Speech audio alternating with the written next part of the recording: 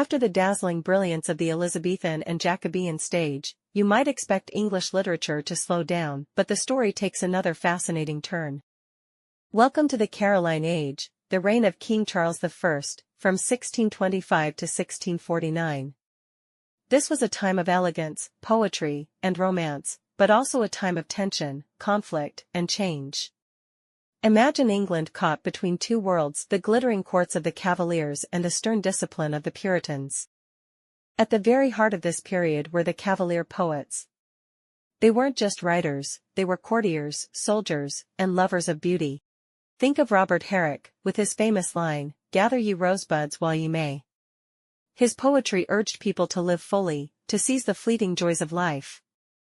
His verses are filled with roses, wine, music, and celebration, a sharp contrast to the troubled politics outside. Then came Thomas Carew, who brought grace and refinement to the court, and Richard Lovelace, whose pen turned even prison bars into symbols of freedom.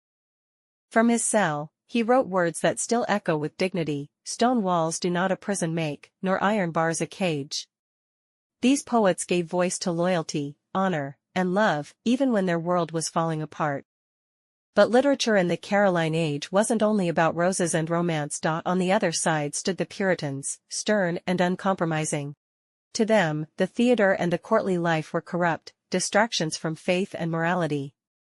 Their influence grew stronger, and soon, England was torn in two: royalists versus parliamentarians, Cavaliers versus Puritans. Amid this conflict, a young poet named John Milton was finding his voice.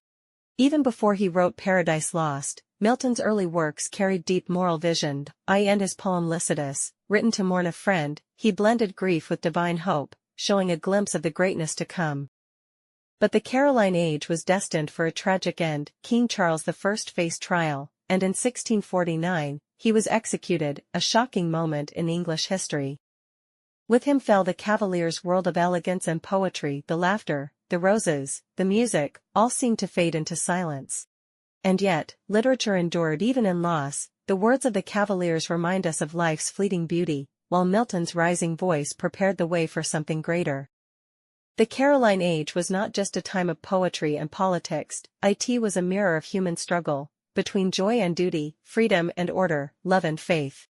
Stay with us, because in our next episode, we'll enter the age of revolution and Puritan rule, where John Milton will rise to give us one of the greatest epics in the English language.